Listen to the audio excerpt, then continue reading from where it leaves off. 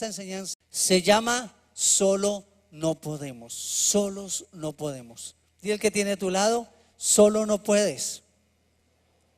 Creo que una de las cosas que nos ha pasado, creo que ha sido uno de los errores en la doctrina e inclusive carismática, que cuando hablamos de la vida cristiana, hemos estado viviendo podemos decir, un cristianismo religioso. ¿Qué diferencia hay entre religión y evangelio? ¿Cuál es la diferencia? ¿Qué es la religión? ¿Qué es la religión? La tradición, la religión tradicional. ¿Cuál es la base de esto? ¿Cuál es la base? ¿Qué es lo que nos enseñaron a través de la historia tradicionalmente? ¿Qué es lo que hace la religión en esencia? Las obras. Podemos decir que es el esfuerzo del hombre para tratar de agradar a Dios. Es el hombre a través de las obras, a través del esfuerzo humano, a través de tratar de ser buenos para venir a Dios, para que nos acepte. Pero el evangelio es al contrario. Es Dios quien viene al hombre. Primero, el hombre debe venir a Dios para ser bueno. Yo no soy bueno y luego vengo a Dios. El evangelio es al contrario. El evangelio básicamente es la rendición del hombre, el reconocimiento del hombre de nuestra incapacidad, de la naturaleza caída, de el poder rendir y saber que a través de religión, de esfuerzo humano, de obras, a través de nuestra buena voluntad o de nuestra voluntad, definitivamente no podemos llegar al Padre. Que solo hay un camino, y ese camino es Jesús. Que su Hijo vino a morir por mí. Como dice la palabra, una vez que Él vive en mí, ya no vivo yo, sino que, Gálatas 3:20, ¿qué dice? Gálatas 2:20, sino que vive Cristo en mí. Y dice, y lo que ahora vivo en la carne, lo vivo ¿qué? En la fe del Hijo de Dios, el cual me amó y se entregó a sí mismo por mí. ¿Qué es el evangelio? Realmente no es el esfuerzo del hombre tratando de ser santo, tratando de luchar con sus pensamientos. Es la rendición del hombre, el reconocimiento del hombre humildemente que no podemos, que en mis fuerzas, en mí, como lo dijo Pablo, en mí no está el bien, en mí no está. Entonces es reconocer la obra de Él. Y en el capítulo 16 ya el Señor está preparando a los discípulos para su partida. A partir de aquí ya el Señor empieza a darles a ellos unos parámetros muy claros, unas instrucciones muy claras, porque Él ya venía la hora de su partida. Y dice en el versículo 4, esto no os lo dije al principio, porque yo estaba con vosotros. Los discípulos vivieron durante ese tiempo con el Espíritu Santo, con el Señor. Y el Señor, mientras estaba con ellos, ¿qué hacía Jesús con los discípulos? ¿Qué hacía Jesús con los discípulos? Un día cotidiano, una semana cotidiana. ¿Cuál era el quehacer diario de Jesús con los discípulos? ¿Cómo vivían ellos? ¿Qué hemos leído en la Escritura? ¿Cómo vivían ellos? Veíamos a Jesús haciendo ¿qué? Enseñando. Ellos tenían una pregunta. ¿A quién acudían? Maestro, le preguntaban a Él. Siempre para ellos Jesús, esa compañía, ese acompañamiento de Jesús, viendo obrar milagros, viendo cómo se comunicaba con el Padre. Jesús estuvo con ellos todo el tiempo. Por eso el Señor le dijo, ustedes hasta ahora yo no les he dicho esto, porque yo he estado con ustedes, no han necesitado. Pero ahora voy al que me envió y ninguno de vosotros me pregunta ¿a dónde vas? Antes, porque os he dicho estas cosas, tristeza ha llegado a vuestro corazón. Pero yo os digo la verdad. Mira, Jesús está preparándole, les dice: miren, les voy a decir una verdad, les voy a decir algo profundo, les voy a decir algo que va a cambiar. Esto es una verdad, no se las había dicho todavía, ustedes no la podían recibir, además yo estaba con ustedes, pero ahora yo voy al Padre. Le estaba diciendo: yo les voy a dejar, no los voy a abandonar, los voy a dejar. Y les dice: pero yo os digo la verdad, os conviene que yo me vaya. Wow. Les conviene, es decir, para ustedes es mejor, para ustedes es más conveniente, va a ser mucho mejor de lo que ha sido este tiempo conmigo aquí en la tierra. A ustedes les conviene que yo me vaya. Hay algo que va a pasar cuando yo me vaya que va a ser extraordinario, que va a ser superior y más fuerte de lo que han vivido hasta ahora. A ustedes les conviene que yo me vaya. Eso parece ser una contradicción en sí mismo. ¿Cómo le va a decir uno al maestro: Señor, es mejor que tú te vayas? No. ¿Quién no quisiera estar al lado de Jesús? ¿Quién no quisiera estar caminando con Él día a día? ¿Quién no quisiera ser instruido por el maestro, por la palabra misma, el verbo hecho carne?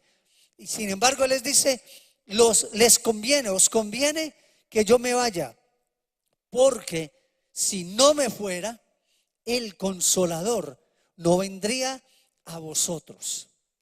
Jesús dijo: mira, no vamos a estar los dos al tiempo acá. Yo estoy, ese es el momento en que es mi dispensación, yo estoy con ustedes. Sin embargo, mientras yo esté con ustedes, hay cosas que ustedes no podrán hacer todavía.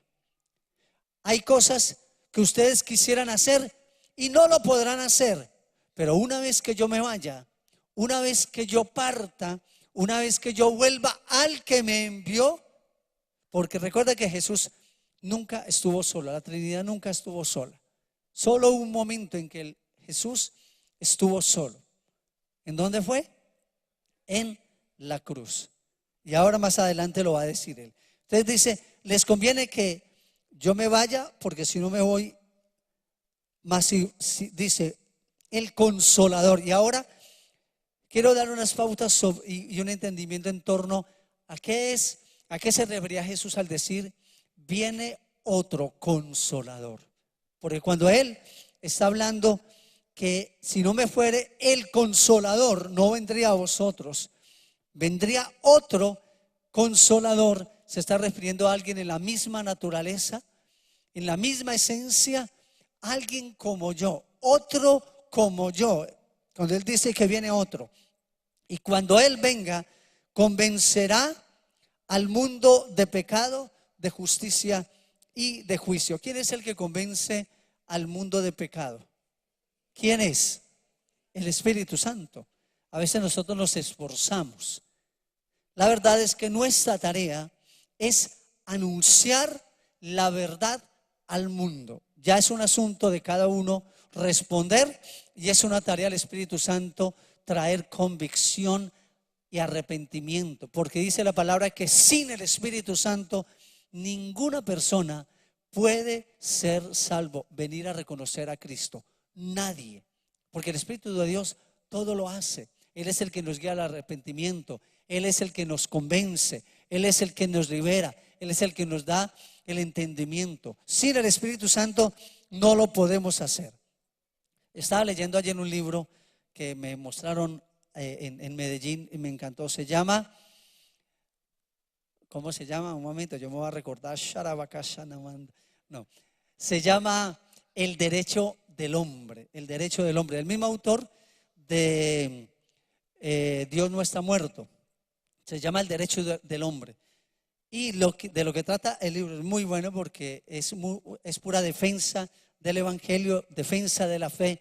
Y él está sosteniendo algo muy importante en torno a los derechos humanos, los derechos inalienables del ser humano. Los derechos inalienables son aquellos derechos que nosotros tenemos por naturaleza, como lo decía John Locke en 1625, el autor de donde basa toda la ley civil de Inglaterra, de Holanda y posteriormente de todo el fundamento del establecimiento de Estados Unidos. Y entonces este hombre está hablando de los derechos fundamentales, que es básicamente el derecho a la felicidad, el derecho a la vida y el derecho a la libertad. Son derechos inalienables. ¿Qué significa eso? Que son derechos con los cuales nacemos. No nos lo da nadie. No nos lo otorga ni el gobierno, ni la religión, ni la iglesia. No lo establece la sociedad, no lo establecen las leyes. Está establecido por naturaleza. Es inalienable. Tú eres digno, hay una dignidad, hay una libertad, hay una identidad. Esos son los derechos inalienables. El gobierno no los puede quitar porque él no los otorga, los reconoce únicamente, los reconoce como tal. Ahora, se pueden limitar, como lo hacen hoy en día muchas ideologías, que lo que buscan tratar de hacernos entender que nosotros, de coartar nuestra libertad de expresión, nuestra libertad por la verdad.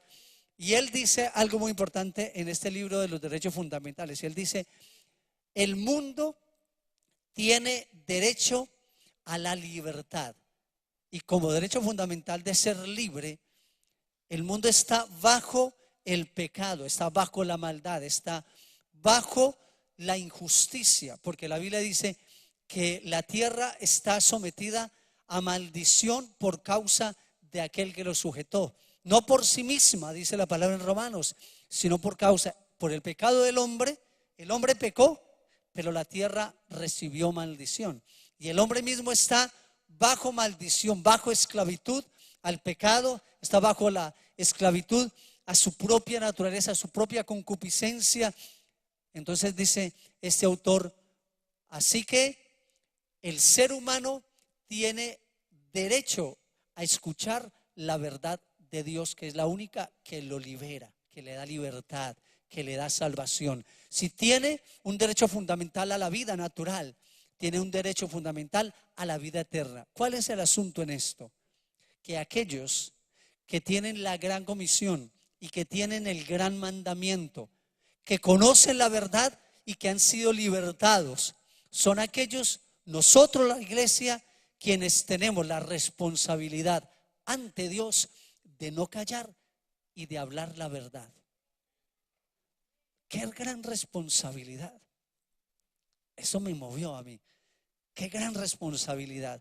Saber que en mi familia, en la oficina donde trabajo, que los empleados del lugar donde estoy, que los compañeros de estudio, que los demás que yo conozco, si yo no les comparto la verdad que Dios ha establecido, que solo en Cristo hay salvación y que solo hay un camino al Padre, si yo, conociendo la verdad, me quedo callado, ¿qué significa eso hacia mí delante de Dios? Qué gran responsabilidad tenemos como iglesia. Tú y yo tenemos podemos decir, la llave que abre la puerta de la esclavitud. Claro, se requiere un testimonio de nuestra vida, porque no hay una defensa mayor de la fe que nuestra propia vida y nuestro propio testimonio, ¿no? Nuestro propio testimonio. Entonces, bueno, les digo esto porque no podemos seguir viviendo. La vida cristiana no es solo para nosotros vivirla para nosotros. Conocemos al Señor e inmediatamente el Señor nos hace pescadores de hombres para poder ganar. Bueno, sigo adelantando acá para poder llegar al punto. Ay, qué rico cuando uno se sienta así como tan tranquilo, como me siento como en casita ahí sentado hablando con los hijos.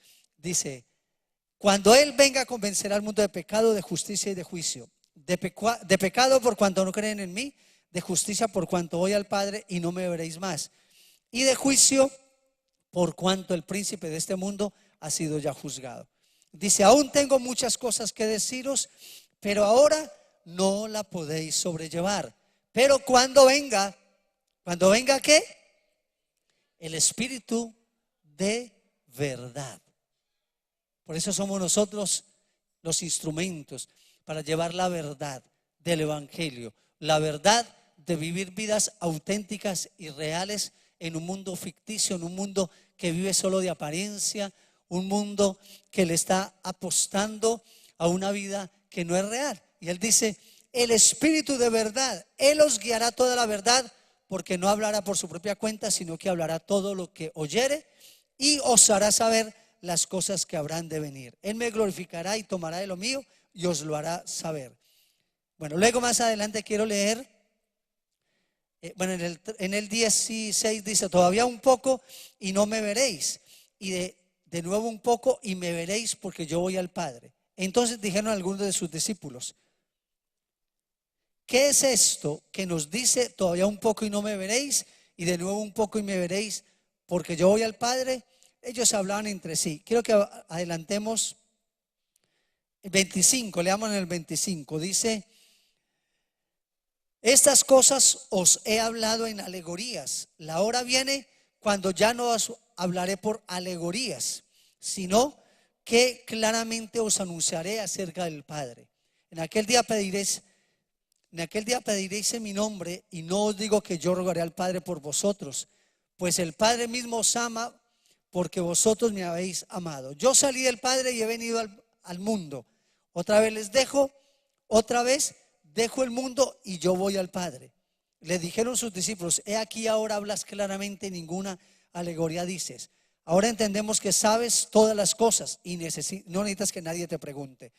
Y luego dice en el versículo 32, he aquí la hora viene y ha venido ya en que seréis esparcidos cada uno por su lado. Y mira lo que dice, y me dejaréis solo. Pero mira lo que él acentúa aquí, mas no estoy solo, porque el Padre está conmigo. ¿Qué es lo que quiero resaltar de aquí? Jesús vino a la tierra y él no vivió una vida solitaria. Él vivió una vida de la mano, primero lleno del Espíritu Santo, porque él cuando entró a las aguas salió de las aguas, fue lleno del Espíritu Santo. El Espíritu Santo vino sobre él, lo llevó al desierto, luego salió en el poder del Espíritu para hacer la obra del Espíritu Santo sobre él. Y Jesús acá nos dice que él nunca estuvo solitario, él no estuvo solo. Y él le dice a los discípulos, yo no los voy a dejar solos a ustedes, les dejaré al Espíritu, al Consolador. ¿Quién es el Espíritu Santo? O sea, el Espíritu Santo, el mismo nombre, el Padre, Jehová, le decimos el Padre, a su Hijo Jesucristo, y el nombre de la tercera persona de la Trinidad, el Espíritu Santo, no es una energía. Si fuese una energía, no habría una relación personal, no habría una relación, una clase de relación emocional, una relación abierta. No, el Espíritu Santo es una persona como el Padre. La Trinidad no tiene dos personas y una fuerza o una energía, porque a veces vemos al Espíritu Santo como una categoría inanimada, como que fuese algo que no fuese una persona en sí misma. Estaba ministrando en Barranquilla hace 15 días a los jóvenes. Me pidieron la iglesia de Cartagena un retiro con los jóvenes y se llamó el retiro en el Espíritu. Y cuando yo iba a ministrar, fui a enseñar esto, por eso volví. Y esta mañana el Señor me dijo, da de esto, aunque había preparado otra cosa. Pero el Señor me hizo una pregunta cuando yo estaba pensando en esta de la doctrina de la Trinidad, sobre todo lo que tiene que ver con el principio de que Dios es persona, porque Él nos habló, Él nos hizo imagen y semejanza suya. No vamos a ver a un Dios, a un Padre de 5 ojos, 7 manos, 3 cuernos, no. Nosotros hemos sido creados a imagen y semejanza de Él. Y el Señor me preguntó, o sea, el Padre tiene un cuerpo, el Hijo tiene un cuerpo, y el Espíritu, la naturaleza del Espíritu Santo, ¿cuál es? Él es Espíritu, es decir, no está supeditado a un cuerpo, no está supeditado a un lugar, porque Él es Espíritu. Pero el Señor me dijo, ¿y por qué no tiene un cuerpo? Y Él mismo me respondió, porque tú eres el cuerpo. Tú eres el cuerpo, el templo del Espíritu Santo. ¿Por qué el Espíritu Santo no tiene un cuerpo? Porque Él habita en ti y en mí. El Espíritu Santo de Dios, la presencia de Dios mismo, Él dice, nosotros somos el templo del Espíritu Santo y Él mora en vosotros. Él mora en ti y en mí. Ese huésped que vive en mí. Creo que vivimos una vida cristiana muy solitaria, buscando agradar a Dios con nuestra propia fuerza, cuando tenemos al Consolador, al Ayudador, aquel que ayudó a Jesús, que estuvo con Jesús. Es más, la Biblia habla del Espíritu de Dios como Él dice, el dedo de Dios. Jesús dijo, mas yo por el dedo de Dios echo fuera a los demonios. Es en el poder del nombre de Jesús. Y Dios lo llama al Espíritu Santo el dedo de Dios. Dice la palabra que el Espíritu de Dios estuvo con Jesús todo el tiempo. El Espíritu es la tercera persona de la Trinidad. Es invisible, no está restringido a un cuerpo físico. Sabemos que Dios es Espíritu, dice la palabra, es sobrenatural. Y este Espíritu Santo, que es un Espíritu que habita en nosotros, también tiene otra característica, o no característica, otro atributo. Y la palabra llama que Él es el Espíritu, ¿qué? Santo. Su naturaleza es santidad. No podemos tener una relación con el Espíritu de Dios si no somos conscientes de su naturaleza. Él es santo, Él es puro. No podemos pretender ser guiados por el Espíritu de Dios y vivir vidas mezcladas, impuras, no reales. Por eso le llama la palabra el Espíritu de verdad. El Espíritu Santo no miente. El fundamento de Dios, la palabra dice que el cetro de justicia, la verdad, la justicia es el cetro de su reino.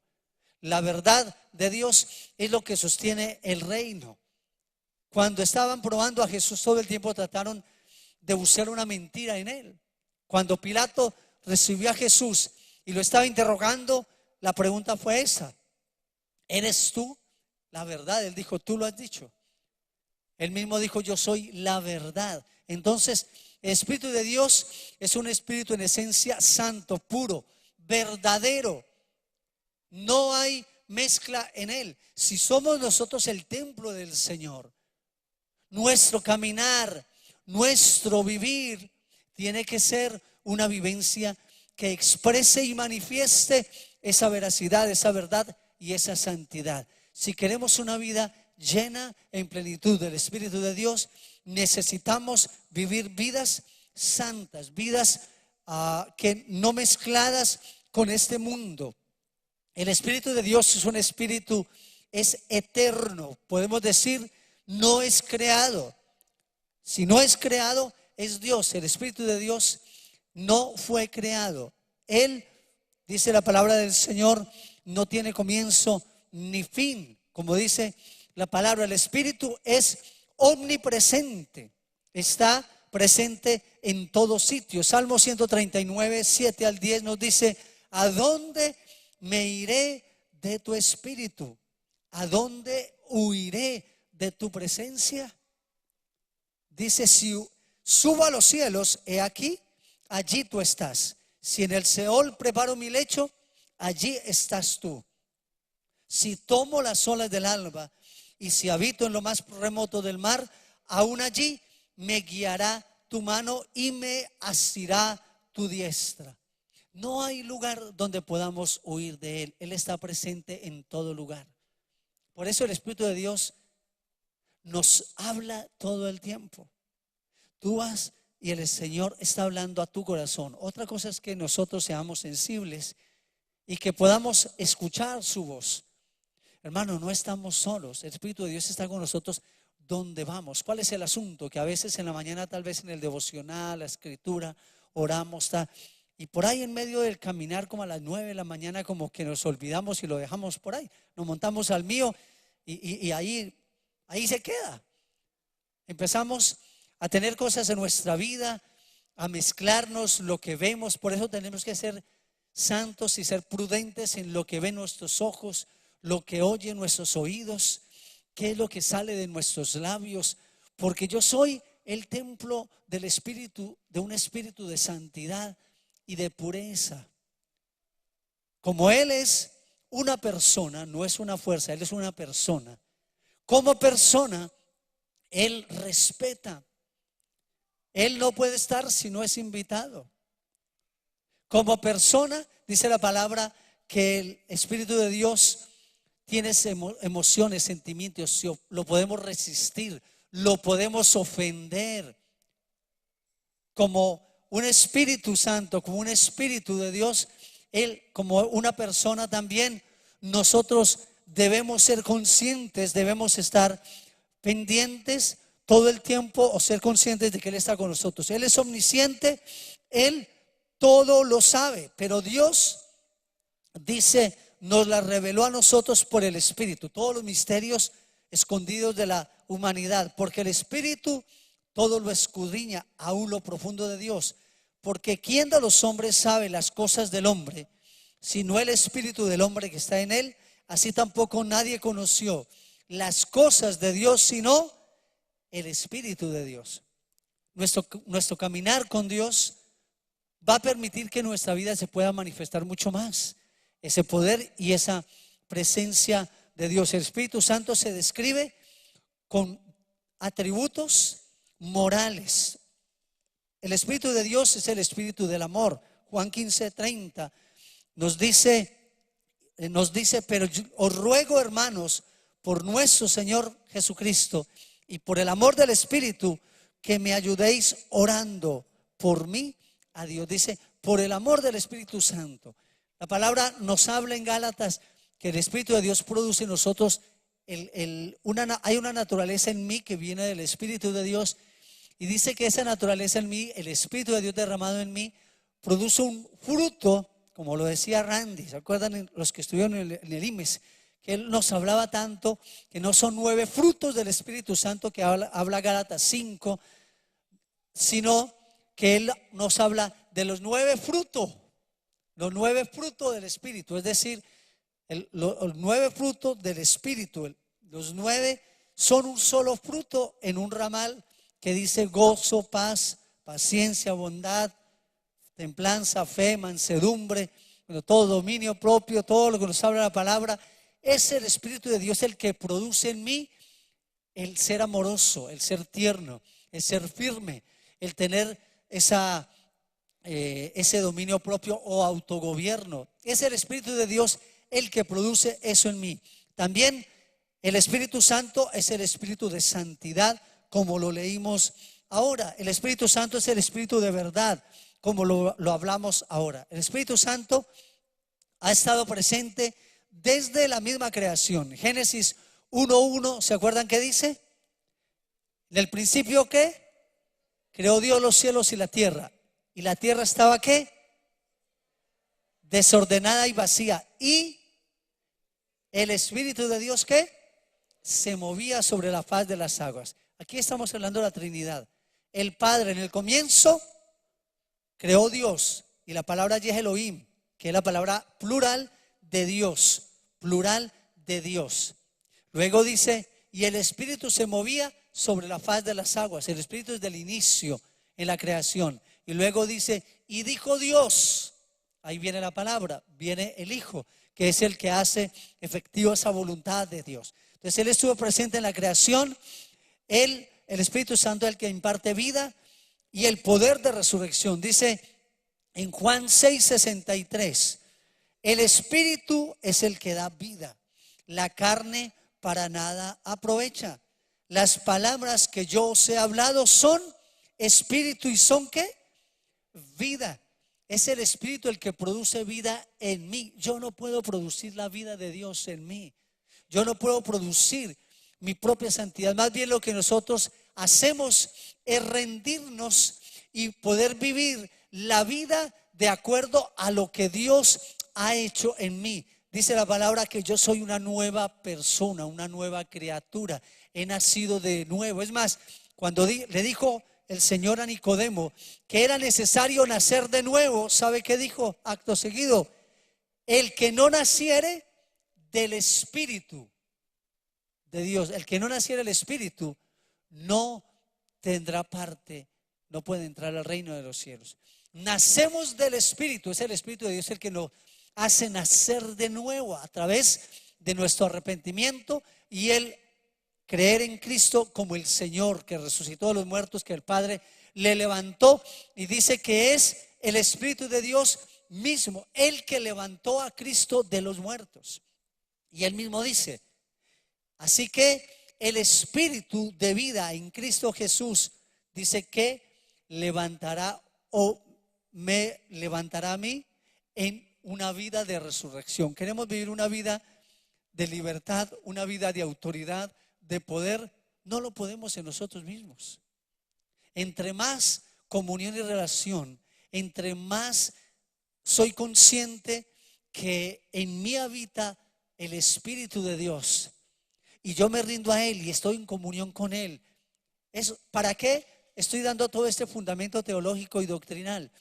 Porque nosotros, la razón por la cual vivimos en una vida de derrota es porque a veces hemos tenido una ignorancia en las Escrituras y hemos tratado de vivir agradando a Dios, pero como lo hacíamos antes en la religión tradicional que vivíamos, en el espíritu religioso, tratando nosotros mismos de ser puros y santos. Eso se trata de permitir que Él viva en mí, de cederle mis pensamientos, de llevar mis pensamientos a la palabra, al Señor, tener una comunión con Él. Tú vas en la calle y como el Espíritu Santo no se quedó en la casa, va contigo a donde tú vayas. Él es omnipresente, omnisciente, sabe lo que piensas, sabe tus motivaciones, conoce todo. Él conoce la agenda mejor que yo. Así que cuando vamos y estamos caminando con el Espíritu de Dios, tenemos que, como decía Francis Frangipane en uno de sus libros, hablaba de la presencia manifiesta de Dios, ser conscientes de la presencia de Dios conmigo. Esto no es un asunto de sentimientos, esto no es un asunto si lo siento o no lo siento, no, es que el Espíritu de Dios siempre está allí conmigo. Tengo que ser consciente que donde yo voy, Él está. Yo llego a la oficina y Él no se queda en la casa esperándome que yo llegue, no. El Espíritu Santo está conmigo allá donde yo estoy, en mi oficina, en la universidad, con los hijos, en el cine. ¡Ay! Él ve lo que yo veo. Claro, Él está conmigo donde yo estoy. Yo tengo que ser consciente y saber que Él escucha cada conversación, que donde yo vaya, Él va.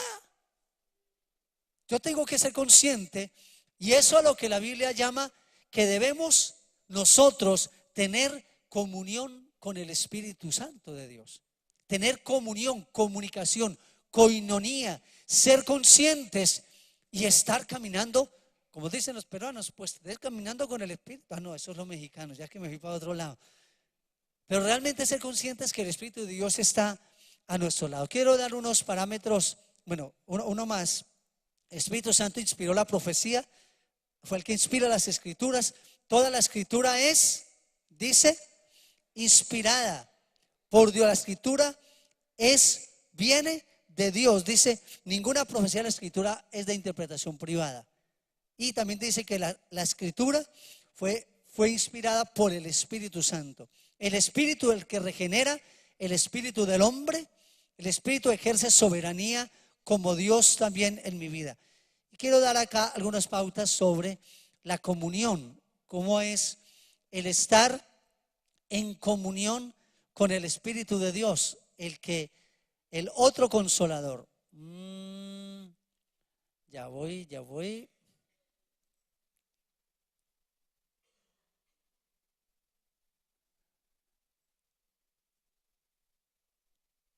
Bueno, el Espíritu Santo, dice la palabra del Señor, que es el consolador, y que cuando Él habla del consolador, cuando venga el consolador, a quien yo os enviaré el Espíritu de verdad, el cual procede del Padre, Él dará testimonio acerca de mí.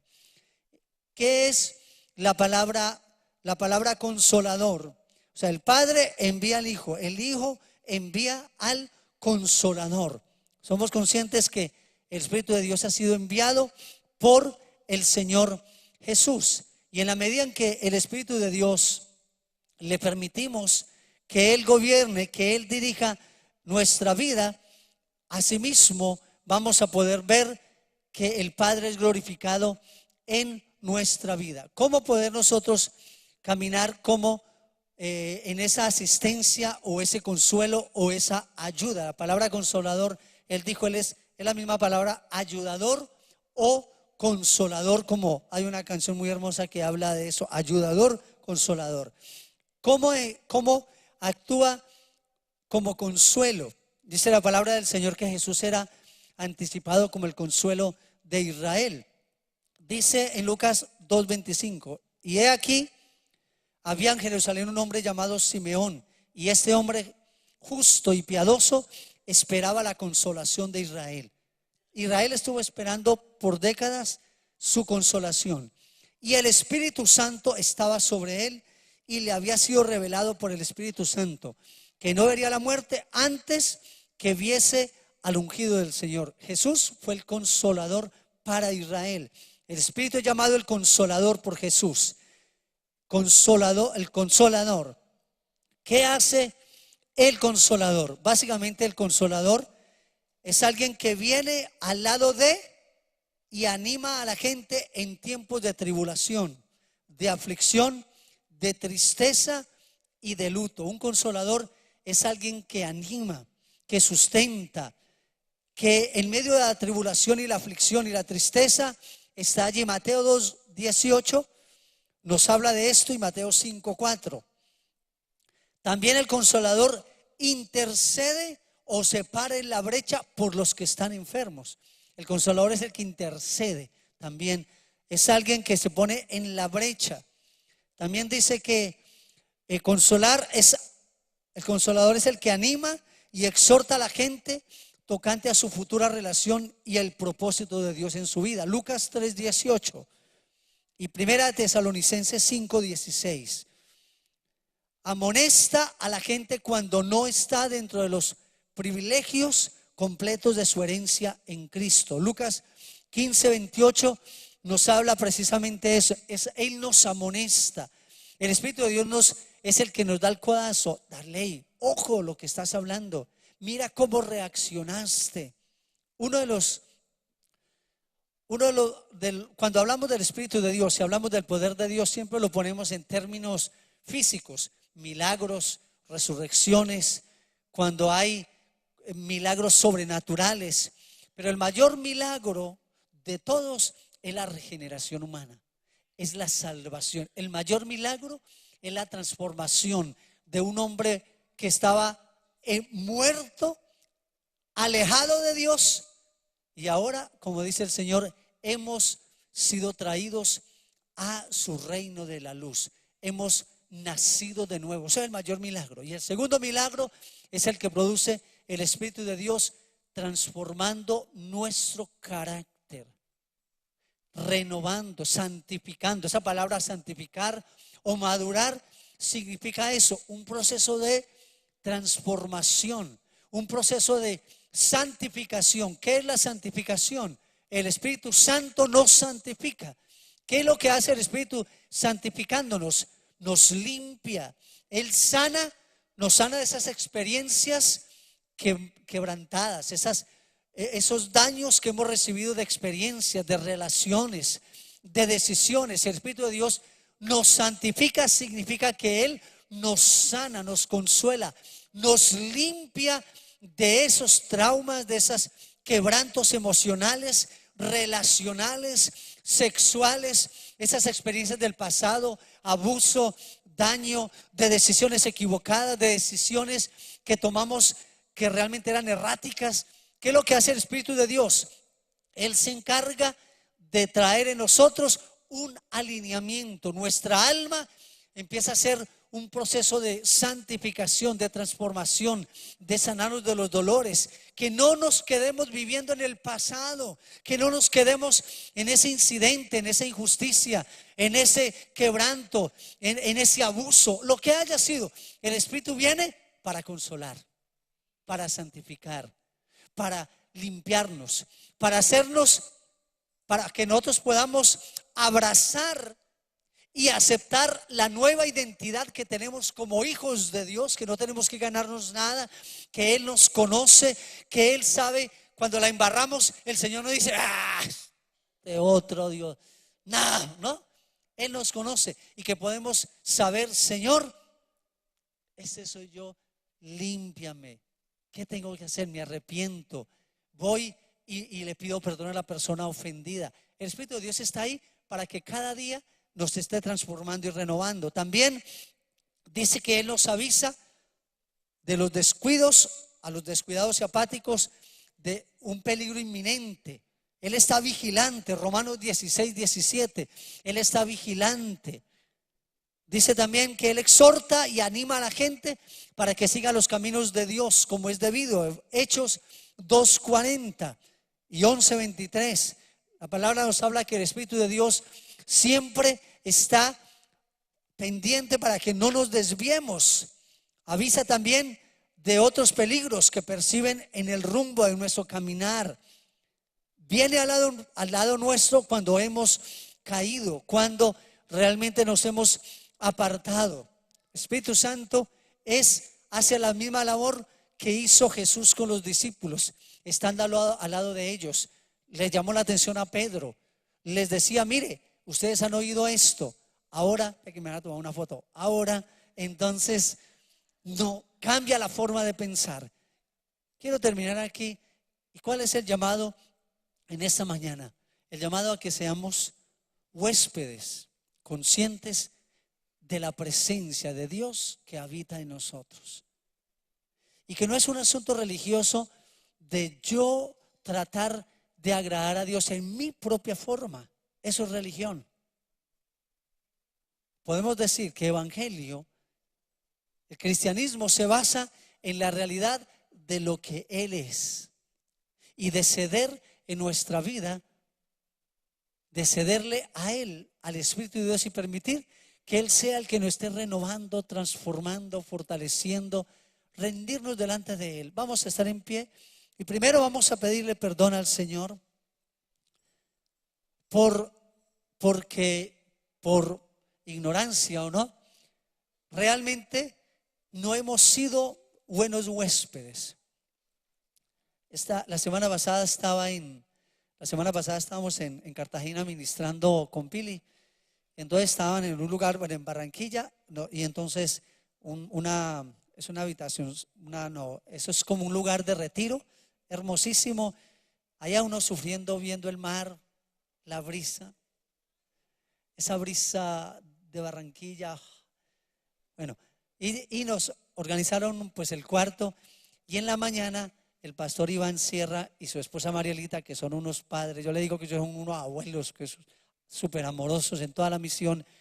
En la mañana tocan en la puerta, y cuando yo estaba pues terminando de preparar, nos levantamos temprano a terminar de preparar, y cuando el desayunito, cafecito, todo, lo habían preparado allí ellos y nos lo trajeron. ¿Sabe cómo se siente uno? ¡Wow! Bienvenido, uno siente ese aprecio, esa honra. Así es con el Espíritu de Dios.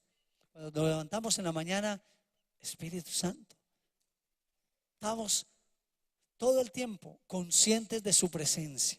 Vamos a pedirle al Señor que Él nos ayude a ser consciente, Él nos ayude a caminar en el Espíritu, a no satisfacer, porque es una decisión, los deseos de nuestra carne, sino caminar realmente en el Espíritu de Dios. Dice: los que piensan en las cosas del Espíritu, dice que ellos caminan en las cosas del Espíritu y viven en la vida del Espíritu. Eso también, una cosa última que siento del Señor. Creo que aún como cristianos, hoy en día hay algo que ha estado pasando mucho en nuestras vidas. Esa es una sociedad que vive bajo estrés, bajo demasiada presión. Todo el tiempo, los medios, las redes, los chats, las redes sociales. Wow, tenemos que tener horario para esas cosas, porque hay una presión constante todo el tiempo. Pero cuando hay una comunión con el Espíritu de Dios, hay una paz que gobierna nuestro corazón. Hay descanso, hay salud. Porque el estrés, la ansiedad, la carga laboral, la carga familiar, las cosas en que a veces nos preocupamos. ¿Sabes qué es preocuparse? Es no ocuparse. La oración, puede ser la palabra, lo contrario a la preocupación es la oración. Dice la palabra, la oración. Vamos a rendir nuestras vidas a Él y vamos a decirle esto al Señor juntos. Amado Dios, yo te doy gracias por haberme hecho de acuerdo a tu naturaleza, conforme a tu imagen y semejanza. Hoy, Señor, yo reconozco que soy el templo, la habitación, el tabernáculo del Espíritu Santo, que tú habitas en mí. Yo me arrepiento de no ser buen anfitrión, de haber ignorado al Espíritu Santo en mi propia vida. Desde hoy, Señor, yo me arrepiento y abro mi corazón para que el Espíritu de Dios sea vivo, sea real en mi caminar a diario. Espíritu de Dios, bienvenido a mi corazón. Aunque sé que habitas, pero no te he honrado, no te he dado lugar. He vivido una vida tratando de agradarte. He estado solo, pero no quiero vivir más solo. No soy huérfano, tengo un Padre y está el Espíritu de Dios conmigo. Cedo todo mi ser, santifícame, transfórmame y sáname. Sé tú mismo el que camine conmigo desde mi levantarme hasta mi acostarme, en mi noche, en el día, donde esté. Quiero ser consciente que tú eres omnisciente, omnipresente y omnipotente, y quiero reconocerte en cada paso, en cada palabra, en cada mirada, en cada gesto. Que seas tú mismo produciendo en mí una transformación de mi carácter, que no sea la carne, que no sea mi naturaleza humana y caída, sino la naturaleza de Dios, del Espíritu de verdad, del Espíritu de amor, del Espíritu de pureza, del Espíritu de santidad en mí. Yo declaro hoy que soy santo, puro, que tengo la mente de Cristo, que mis pensamientos son para agradarte, que todos los miembros de mi cuerpo son ofrecidos como un instrumento de justicia y de santidad. En el nombre de Jesús, que cada palabra que salga de mi boca sea de edificación, sea de consolación. Padre, yo hoy declaro por la palabra que nos has dado como creyentes, como cada uno ha confesado esta mañana, yo declaro que son perdonados los pecados, que todo pecado, Señor, por palabra, por omisión, por reacciones, cualquier cosa, Señor amado, hoy en el nombre de Jesús, por la sangre de Jesús, declaramos limpios. Esta iglesia, Dios, está siendo limpiada de toda mancha, de toda arruga. Declaramos, Señor, que somos el templo tuyo en el nombre de Jesús.